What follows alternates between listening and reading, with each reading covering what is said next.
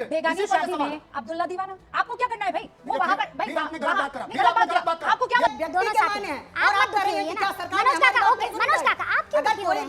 TDP यहाँ पर है।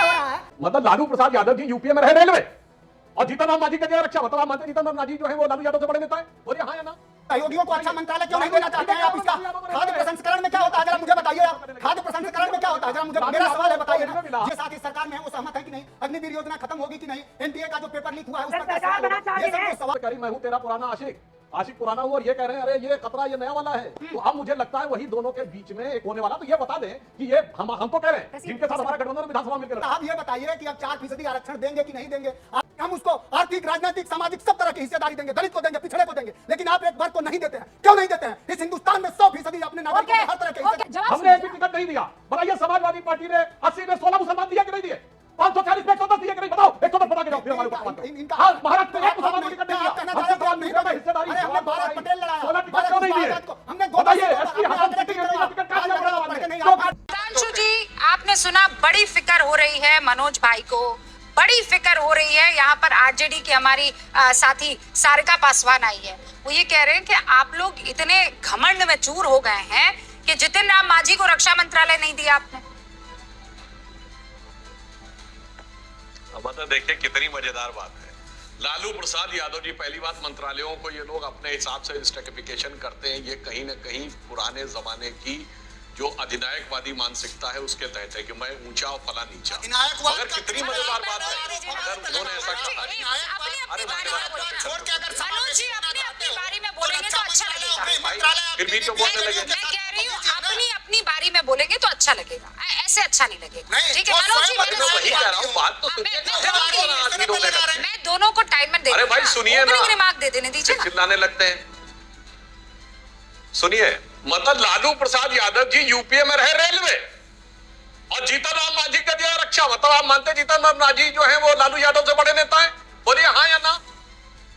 अरे आप हमारे सवालों को जवाब दीजिए। आप सहयोगियों को अच्छा मंत्रालय क्यों नहीं देना चाहते हैं? आप इसका खाद्य प्रसंस्करण में क्या होता है जरा मुझे बताइए। आप खाद्य प्रसंस्करण में क्या होता है जरा मुझे, मेरा सवाल है, बताइए ना।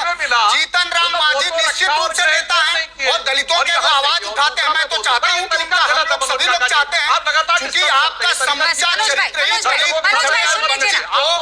हक देने का नहीं है। मनोज भाई, ओके, स्टूडियो में खड़े होने का मनोज भाई, मैं आप तीसरी बार रिक्वेस्ट कर रही हूँ। जनता सब देख रही है, समझ में आ रहा है। मैं कह रही हूँ मैंने आपसे बात की, आपने पूरी बात कह दी। ठीक है, आप सुधांशु जी की बात सुन लीजिए, उसके बाद मैं रिबटल का आपको मौका दूंगी। अब सुनिए, एक बात मनोज जी ने बड़ी बढ़िया कही कि दफन कर देने वाली बात, तो मुझे याद आया लालू यादव जी ने संकल्प लिया था कि कांग्रेस को दफन करेंगे जब वो मीसा में बंद थे। MISA जो maintenance of internal security act emergency के समय, मगर जब सत्ता में आए तो गठबंधन कांग्रेस से था और कांग्रेस को दफन कर दिया। और सुनिए, कांग्रेस के समर्थन पे मुलायम सिंह जी मुख्यमंत्री बने थे अयोध्या में गोली चलाने के बाद। कांग्रेस को यूपी में दफन कर दिया, कम्युनिस्टों को ममता बनर्जी ने दफन कर दिया। बहुत अच्छा कहा है, ये सब एक दूसरे को दफन करके आगे निकले हैं। शरद पवार जी की कांग्रेस उभरी थी तो उसने कांग्रेस के विरुद्ध किया था और कांग्रेस से बड़े हो गए थे। अब चिल्ला ही फिर भी अकाली दल को किसने दफन कर दिया? इस पर भी जवाब दीजिए। हरियाणा में एक पार्टी ये सब दिखाई पड़ रहा है भाई। और आपका समूचा चरित्र ही रहा है लोगों का दफन करने का। वही मैंने कहा तो आपको मिर्ची लगे, मिर्ची नहीं जैसे अनकंफर्टेबल फैक्ट चाहता भी पे चलाना शुरू कर देते हैं। और अब मेरे भाई आज तो सुन लो, मनोज काका, अभी मनोज काका, अब ये चौथी मर्तबा है। मनोज काका, मैं आपको मनोज काका हकूक की बात करते हैं। मनोज काका, बस रुक जाइए। कम से कम इतनी कितनी बार आपको टोकना पड़ेगा और कौन सी भाषा में टोकना पड़ेगा? अगर ये बात आप नहीं मानेंगे तो फिर मैं आपको स्क्रीन से हटा दूंगी। अरे अब हमारी मैं स्क्रीन से हटा दूंगी। सुन लिया ना सर? मनोज काका, आप मेरी बात सुनेंगे? वन वे कम्युनिकेशन नहीं है। चौथी बार मैं आपसे रिक्वेस्ट कर रही हूँ। अभी 8 मिनट हुए हैं मनोज काका, बार-बार मैं आपको मौका दूंगी। आपने इतने तंज कसे हैं, वो अपनी बारी का इंतजार करते रहे। सुधांशु त्रिवेदी बीच में आते हैं। का इंतजार करिए, आप इंतजार क्यों उड़ा दीजिएगा? इतनी कड़वी बात हो, मैं आपको पूरा मौका दूंगी। बोल तो लेने दीजिए ना। आप मेरी बात के चिन्ह उड़ा दीजिएगा जब आपका टर्न है। ओके, दूसरे में डिस्टर्ब मत करिए। अब मैं बताता हूँ, इन्होंने कहा एक दूसरे को। अभी बताइए, इंडी गठबंधन की जो 232 सीटें आई हैं, ये 75 सीटों पे तो एक दूसरे के खिलाफ लड़े। ये बैसाखी नहीं, लाठी लेके लड़े। बताइए, बंगाल में ममता बनर्जी कांग्रेस के खिलाफ लड़ रही थी 42 सीटें, पंजाब में आम आदमी पार्टी कांग्रेस के खिलाफ लड़ रही थी 13 सीटें।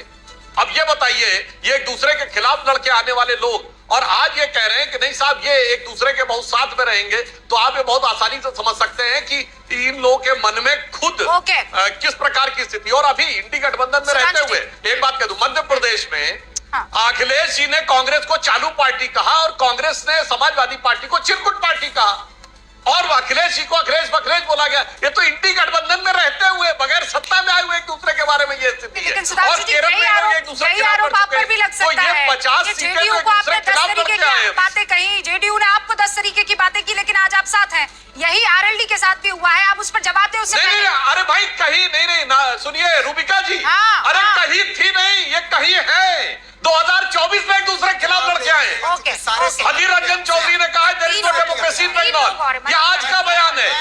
एनी राजा ने राहुल गांधी के खिलाफ कहा, पिनारी रंजन ने कहा कि राहुल गांधी को लड़ना है, बीजेपी के खिलाफ लड़े जाके। केरल से क्यों लड़ रहे हैं? ये तो आज 2024 का बयान है भाई। 30 सेकंड में आपके पास देखिए पूरा देश ये देखे, सुधांशु जी की कम से कम भारतीय राजनीति में, बीजेपी में मैं समझता हूं कि अमित शाह जी से कमतर ही हैसियत होगी। अमित शाह जी ने बिहार में क्या भाषण दिया।